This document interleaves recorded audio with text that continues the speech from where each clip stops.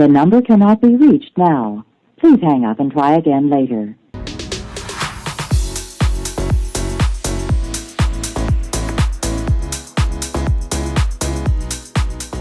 Welcome back. If you made it here again, congrats. This is the 4th episode, which is crazy. I'm very excited about it. It will be a brutal one. But welcome back to the His Loss Hotline, where we don't decode mixed signals, okay? We delete them. We delete the thread. We block the number. And then maybe like screenshot it and send it to all your friends because, you know, the girly pops need to know. So everyone can weigh in like we're a jury. That's important. But I'm Kelly. You're obviously your hotline operator and your walking red flag detector and a girl who used to spend actual hours making excuses for men who couldn't even follow through on a dinner plan. I'm not talking about my ex. What? On that note, and today it's going to be a rough one. It's going to be a kind of a wake up call for some maybe. It's something that I wish I took my own advice for, but you know, now we're saying it on a podcast. So, we're talking about the phrase that has ended relationships, made you start therapy, maybe rebuilt a little bit of self-worth all at once. But if he wanted to, he would. Yes, that dreaded phase. Oh, phrase. Fucking hell. Because, okay, yes, sometimes he's busy. Sometimes life is chaotic. But like 98% of the time, he's just not showing up because he doesn't want to. And like, that's the cold hard truth. And my delusional ass, I'm like, no. But we'll get into that. We'll get into it. And like, listen, I know that stings. And I know it hits you right in the, like, maybe he's different with me. I can change him, like fantasy that I'm going to be honest, we all kind of have, unless you're like, not saying I'm like not mentally well or you're mentally well, but like, you know, I'll just leave it at that. But like the second you really get this, and also I'm still trying to get this, so it's just me talking through like me processing everything. It's almost like, you know, in the movie like The Matrix, where you like take the red pill. I feel like it's suddenly like you see like every little breadcrumb for what it is. Like it's not normal. It's not like your breadcrumb is not a meal. But we're gonna get into it. Let's do this. So let's be honest with ourselves. I'm going to be honest right now. Most of us have called crumbs a full course meal at least once in our life. My marriage. What? God, someone keeps talking to this mic and it's not me. But yeah, like excuses of like, he liked my Instagram story. Oh my gosh, like he must like really like me, or he's giving me a sign. He texted, miss you, but didn't ask to hang out. But clearly like he's just working on himself. He's busy. He called me babe in a text. Congratulations. You're official. Unfortunately, as much as I wish those things were true, they're not. I definitely do this, but I know we do this. I hope. Well, I don't hope that you do these things. I just know, like, based off of, you know, my friends, TikTok, and just experiences in life, we all kind of turn something that's nothing into something because we desperately want it to be something. And, like, that's okay, but it's okay not to accept that. Because the longer you feed yourself crumbs, the hungrier you get. And the more you start convincing yourself that maybe is better than no. But like, here's the truth. If you're constantly decoding someone's behavior and searching for signs instead of just receiving consistency or effort, you already have your answer. And you don't have to accept the bare minimum. Because when someone actually wants you in their life, you won't have to wonder. They will make it so inherently clear. And like, here's the part that like most people don't really say out loud. We don't chase the bare minimum because we're stupid or we're desperate or any of those things. We chase it because we've been conditioned to think we don't deserve more. And I really want that to like set in, because we do deserve more. And we fill in those blanks of, well, maybe he's scared of commitment. Maybe he's just emotionally unavailable. Maybe it's his trauma. Maybe he likes me but doesn't know how to show it. And this can be in any situation. It doesn't just have to be like male, female. Like, it can be maybe she's scared of commitment. Maybe she's just emotionally unavailable. Like, we accept the love we think we deserve from people. Shout out to, what is that movie? Perks of a Wildflower? Is that right? I'll look it up later. But like, maybe, and I know this is like really brutal to say, but like, maybe he or them, they're just not that into you. And maybe you deserve someone who is. Because there is somebody out there for you. Unless you're like a crazy psycho person. There absolutely is somebody that will like not give you the bare minimum and will give you everything that, yes, no one's going to be perfect. No one will be perfect. But they will give you what you need to have a good, healthy relationship where you're not just begging for the bare minimum or worse. I have so many stories of like, and this is not just like my ex-husband, but like so many stories of men I've dated where I've like got excited because he texted me good morning every day for a week. Like, but like there was like no follow up, no how's your day, just like the good morning. It was like, oh my God, do you guys remember like Tamagotchis? If you don't, they're like, you had to keep them alive. And if you like didn't constantly do stuff for them, they would just die. But like, it honestly was like, I was a Tamagotchi that he needed to keep alive. Truly. Like, I almost gave him credit for that. Like, okay, why?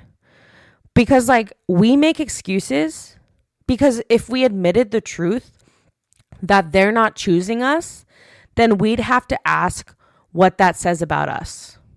And if I'm being honest, that's terrifying. That's terrifying and so scary. But like, the twist is like, their inability to love you doesn't make you unlovable. It just means they're not capable of showing up the way you need. But like, you want to know what, if he wanted to, he would really is. I don't think it's a dig or like a punishment. I think it's freeing and it's clarity. Like, it's peace, essentially. I know that sounds weird because it's like contradictive of what we think in society, but it's the moment when you can like stop spiraling. You can stop waiting and stop convincing yourself that this time it will be different. Because if he wanted to check in, he would have. If he wanted to be better, he would have. If he wanted to love you loudly, clearly, and without the games, he would have. Or they would have. Whoever you're dating. And since he didn't, or they didn't, you get to stop twisting yourself into a smaller version just so you'll be easier to love for them. Because obviously that's not the right person for you. You can still grieve it and it will still be painful, and you can still miss what you thought it could have been or what you had, but you don't have to beg for it anymore because you deserve someone who makes it obvious. And you know, when you almost like hold out hope and you almost say like, maybe one day, it's not a, like, that's not a relationship status. Like, I know this sounds so fucked up, but like, it's kind of a pacifier, truly. Keeps you stuck in this daydream of potential while you're starving in reality. Like, I remember in college, I had like the maybe one day guy, but this is like an actual maybe one day guy. Like, he would say that, not me. So I'd be like, or he used to say, once work slows down, I'll have more time for us. Like, I literally dated in my life so many fucking losers. There were some good guys too, for sure. But like so many fucking losers. Like, I literally think this man worked at Best Buy. Like, what do you mean? Why are you busy? I don't know what the busy season is. Okay, maybe in like December. But like, I don't remember talking to him in December. So I don't know what seasonal emergency you have from just showing up for me as a person.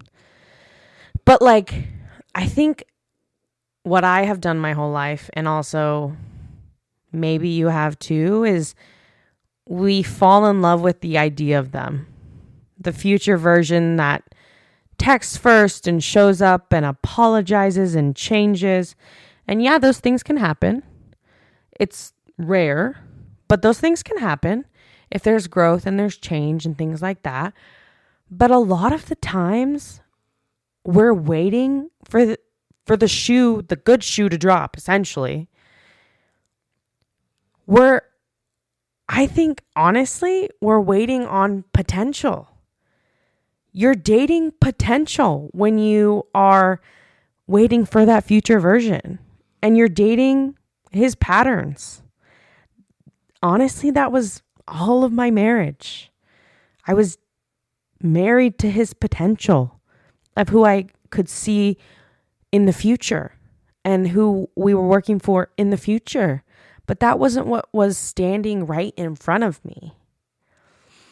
And like, sometimes the most radical act of self-love is walking away before they like, quote unquote, get it. And because they might never get it. They might never get it. And are you going to sit around and wait until they get it? I'm not saying that you need to date the perfect person. There is no perfect person out there. That is just the hard, cold truth. But you are allowed to have that self-worth and say, you know what? I'm done dating or marrying potential. It is now my choice to choose me and make sure that my needs are being met the way that they need to be met. And you're not cold for protecting your peace. And you're not dramatic for wanting more. And you're also not unlovable. You were just trying to be loved by someone who couldn't meet you there. And that like fantasy closure you've been waiting for, it's not coming in a perfectly crafted paragraph. It starts with this truth. And I know it's brutal. And I know this episode has been super brutal and kind of short. But the truth is, like, if he wanted to, he would. Or they would. But they didn't. So you do. Okay? You move. You heal. You get up. And you dust yourself off. You grieve. And you hang the fuck up. Because you need to do what is good for you. And that is not selfish of you. My codependency has always thought, like, I want to put others before myself, which is great. But to the detriment of myself is not healthy. And I think that's something that a lot of us, especially as women, struggle with in relationships.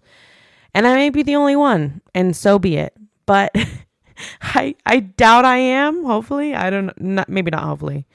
I don't wish bad things on the girlies ever. But sometimes you have to hang up, and that's okay. I know this episode was not like the cute, like, ha ha hee hee episode usually. But I think it's really important. At least it's really important to like my health and your health, and just learning that it's okay not to accept the bare minimum anymore. I think we're getting to a place, especially in society, where women don't have to do that. And I know like that's like kind of radical in ways, but it's not that crazy to do. But like that was this week's episode of His Loss Hotline. So sorry for not many laughs, but like I can tell you more traumatic stories about my life that will make you laugh if that helps.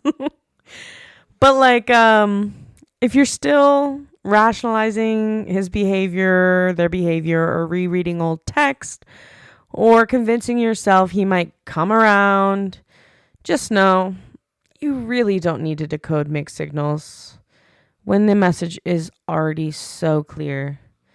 And that is okay. And that is okay. Let them go and let it hurt, and let yourself heal with dignity of someone who finally knows what they're worth. This whole episode, and even the idea of if he wanted to, he would, is just knowing your self-worth. Like, I honestly want this episode to be like when you're sitting down with your girls and your friend almost has like a truth that she just wants to tell you, and it's just you pouring your heart out to your friends. Like, that's what this podcast is truly about, but also like especially this one, because it's something I've learned through a lot of therapy, a lot of dating, my marriage, and TikTok. I know TikTok's not like everything, but it does, does have a lot of content, a lot of people on it. So some wise people, some not so, but we love TikTok. But it's just finally knowing what you're worth. And I think that's beautiful, because I do think you are worth so much, so much. And if no one's told you that, I'm so sorry, but it's so true. I don't even know you, and I know it's true, because no one deserves the bare minimum. They don't. So if you like this, follow us on TikTok and Instagram at Girl Hang Up for like maybe some wisdom and some breakup spirals or memes or whatever I feel like posting, because I'm chaotic. And maybe if you want to, you could leave a 5-star review on Spotify or Apple Music or Apple Podcast. Wow, that was a struggle. Wherever you get your podcasts, I would really appreciate it. But like, I'm here for you girls, the girly pops, girls, gays, and nays. But please always, always, always remember, it's his loss. I'm sorry, but the person you called has a voicemail box that has not been set up yet. Goodbye.